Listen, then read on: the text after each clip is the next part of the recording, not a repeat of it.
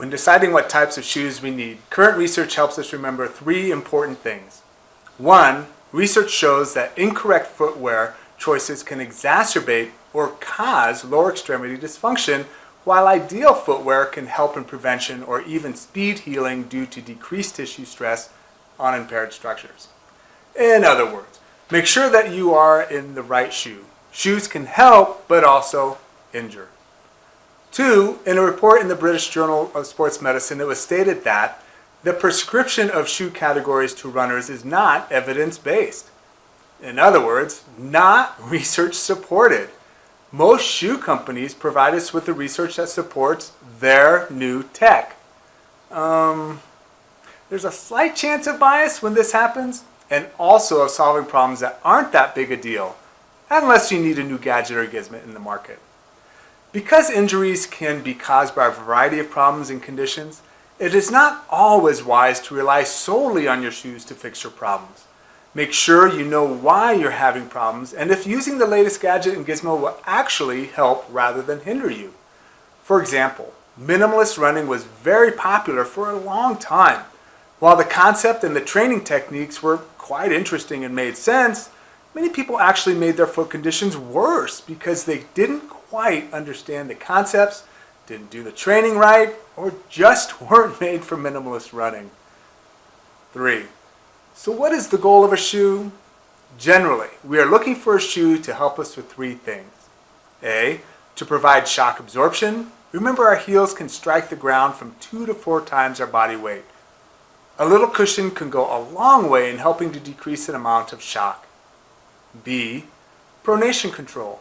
Now, pronation is a natural part of the foot movement that helps in shock absorption. It is the rolling in and down of the large arch of the foot. The problem lies when the foot doesn't spring back after the heel contact. A little support can help the foot from overworking and keeps it feeling supported. And C, comfort. A shoe should always feel comfortable right out of the box and stay comfortable throughout the activity. Any tightness, shifting, or slipping will lead to blisters, poor performance, and early fatigue of the foot. Now, with this in mind, we need to know that there are three types of foot arches. 1, a high arch. Supination is associated with a high arch. It is more of a rigid foot. 2, a neutral foot, not pronated or supinated. And 3, flat-footed, highly pronated. This will be reflected in the way your foot functions. Pronation is on the other side of the spectrum and is sometimes called a flat foot. It requires more support from the shoe.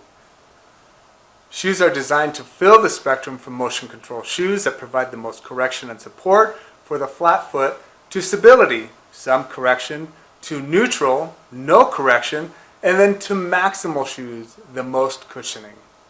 Now, in a perfect world, buying shoes would be a straightforward process where we would walk into a store, pick up a pair of shoes, take them to the counter, and pay for them. But alas, it is not. Shoe manufacturing is a big business, and in order to stay in business, a company will need to market their latest and greatest gidget and gadget that will make you the next Olympic athlete. Ironically, most of the research for running shoes is done by the running shoe companies.